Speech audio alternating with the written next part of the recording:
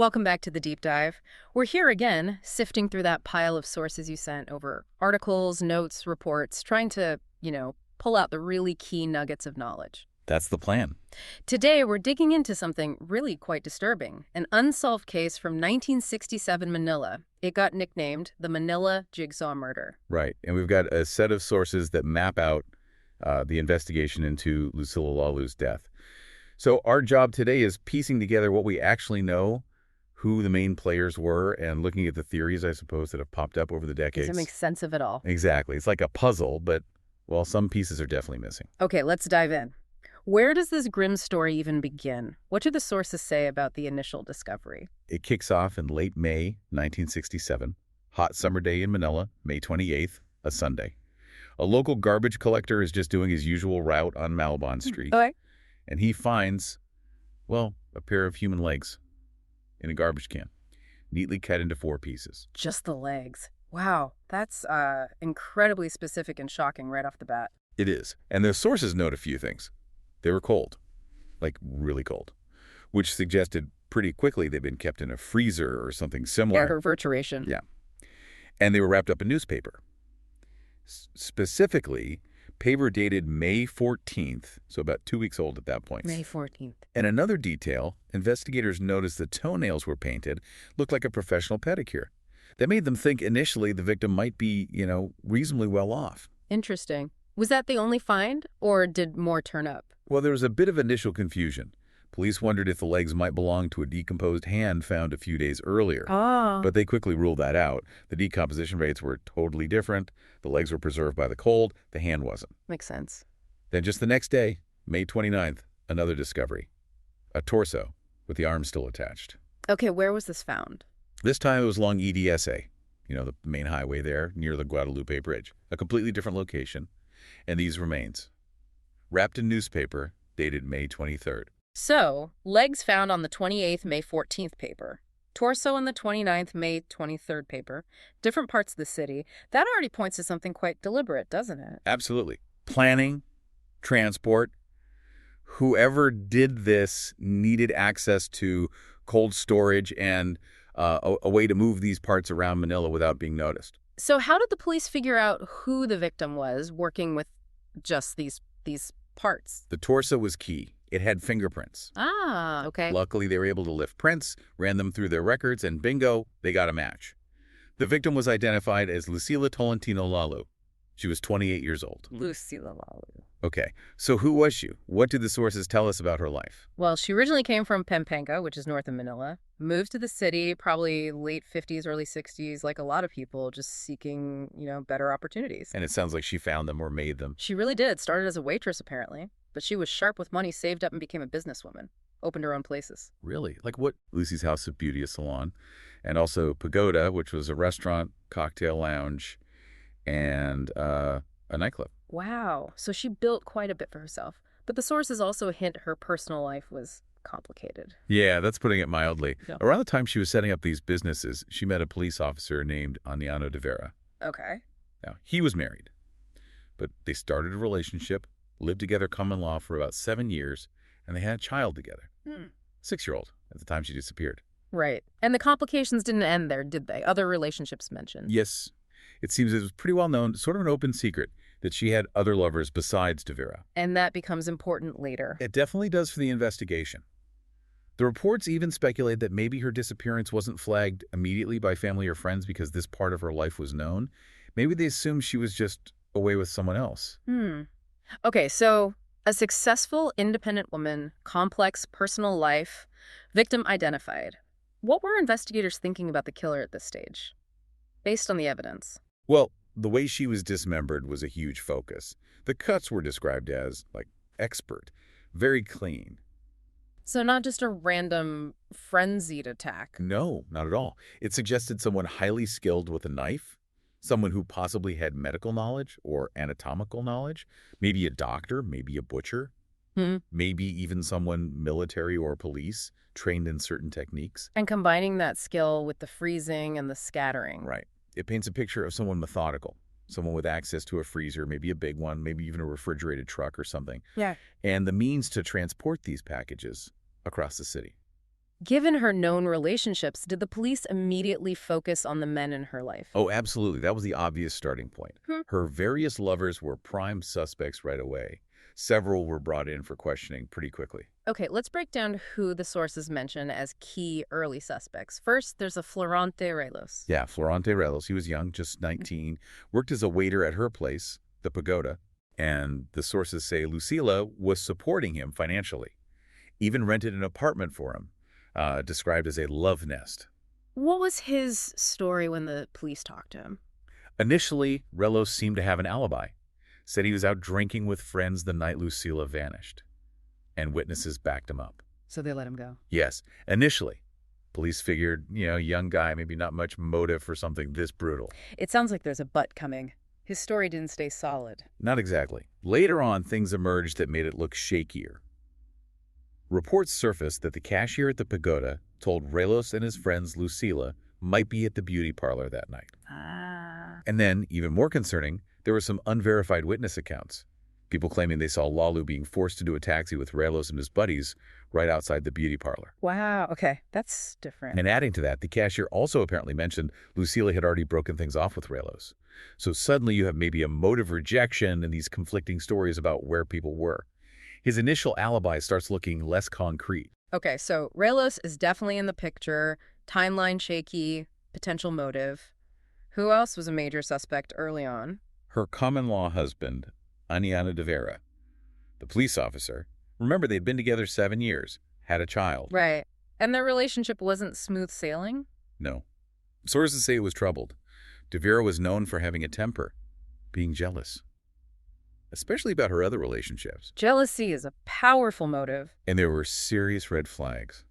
The reports mentioned that in the month before she disappeared, De Vera had fired his service weapon inside her businesses, the Pagoda and the beauty parlor, on 3 separate occasions. 3 times. Wow. That points to serious instability and possessiveness. What did he say about the night she disappeared? De Vera claimed he had dinner with Lucila at her beauty parlor around 6:30 p.m. that evening, and then left right after. But does his story hold up? Well, like Rios, it runs into contradictions.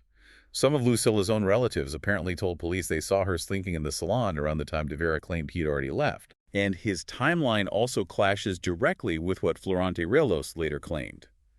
Remember, Relos said he met Lucila at a different lounge around 7:30 p.m. that night. So both main suspects have timelines that just don't mesh with other accounts or with each other. That must have made things incredibly confusing for investigators. Absolutely. A real mess of conflicting statements right from the start. Were there any other people looked at initially? The sources mention a third man. Yes, briefly. An executive at a printing firm. Also one of Lucila's lovers, apparently. Why him? Because some cardboard, the kind used for wrapping newsprint, was found under Lucila's torso where it was discovered. Ah, a potential link. Right. But he reportedly had a solid alibi for the night she vanished, and it seems the police discounted him fairly quickly based on that. So the focus really stayed on Relos, the young waiter, and De Vera, the common-law husband, both with questionable stories and potential motives.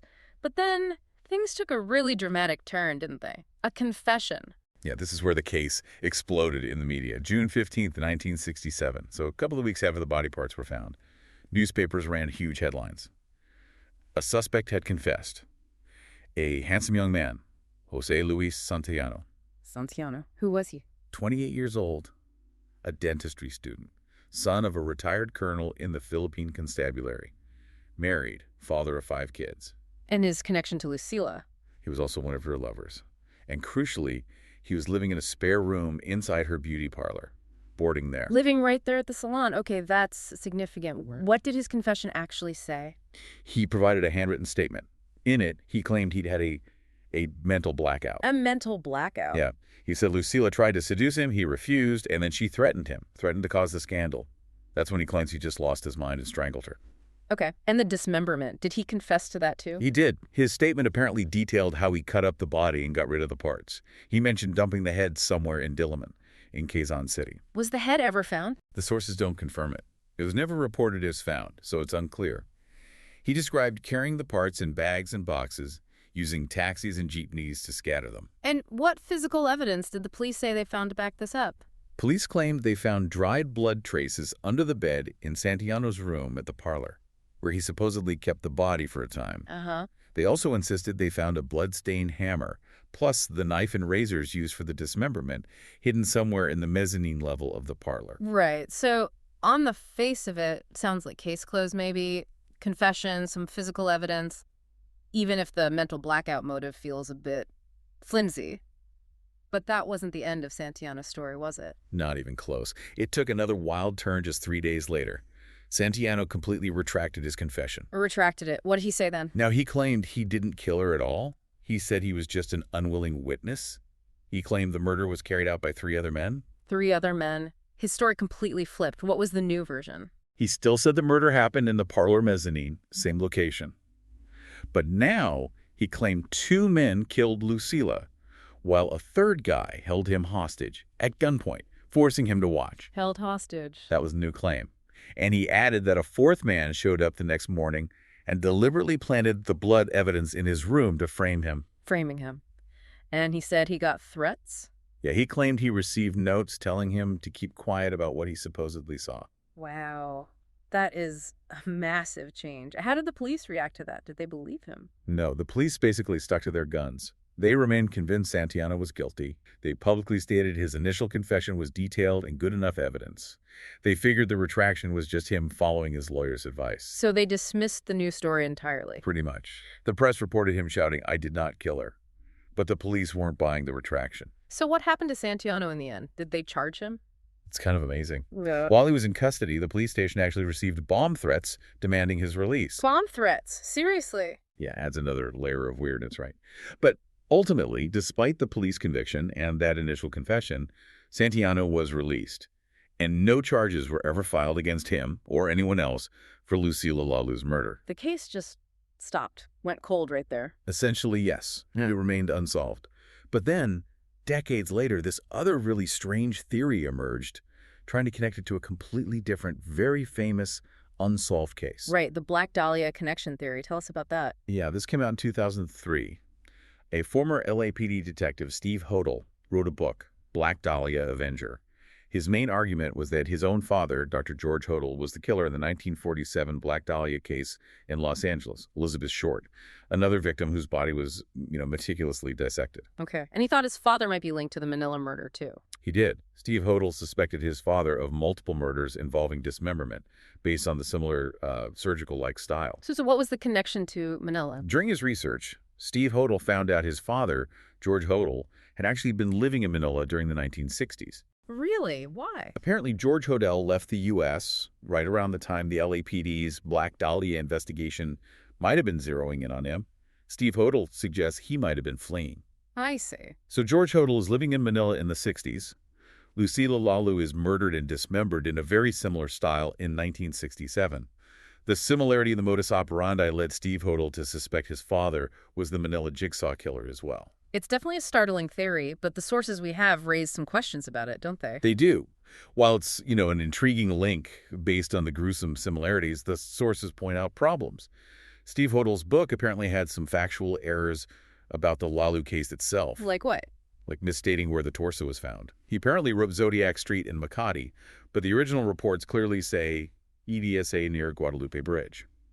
Small detail, maybe, but it raises questions about the accuracy of his research on this specific case. And beyond that? More importantly, there just doesn't seem to be much, if any, concrete evidence directly linking George Hodel to Lucila Lalu or the crime scene in Manila.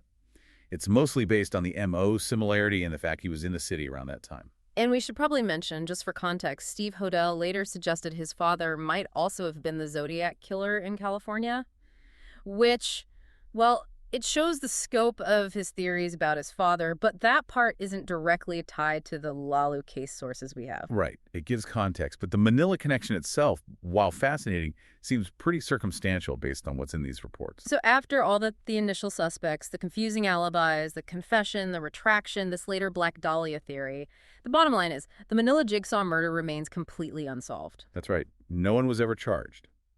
Justice was never served for Lucila Lalu. And the sources mentioned something else chilling, that this wasn't necessarily a one-off event. Correct. Sadly, Lucila Lalu's murder in '67 is noted as being the first in what became known over the following years and even decades as the Chop Chop Lady murders. Oh. Other women were found dismembered in disturbingly similar ways. God, that's awful. What a deeply unsettling case from start to finish. You've got this woman, Lucila Lalu, builds herself up, becomes successful, Yeah, quite an entrepreneur. but has this complex personal life. Then she's murdered so brutally, so meticulously. Multiple suspects, lovers mostly, with stories that just don't line up. Contradictions everywhere. Then this incredibly dramatic confession from Santillano living right there in the salon, only for him to take it all back days later with a bizarre story about being framed. Leaving everyone completely confused about what really happened. And even decades later, a theory connects it to maybe one of the most infamous unsolved murders in history, but without solid proof. It really is like that jigsaw puzzle metaphor we started with. Mm-hmm. It feels like crucial pieces were lost or maybe deliberately removed right from the beginning. You just can't see the full picture. It leaves you with so many questions. Yeah. So, as you think about this case, the Manila Jigsaw Murder, consider this. Given all those challenges the 1967 investigators faced, limited forensics compared to now, the tangled web of relationships and motives, the unreliable confession, what does this case tell us about just how hard it can be to find the truth, let alone achieve justice, especially when a crime involves so many secrets and conflicting stories? It's a tough reminder of how easily the trail can go cold. A very challenging puzzle, then and now. A real, enduring mystery. Indeed. Thanks for joining us for this deep dive. We'll be back soon to unpack another set of sources.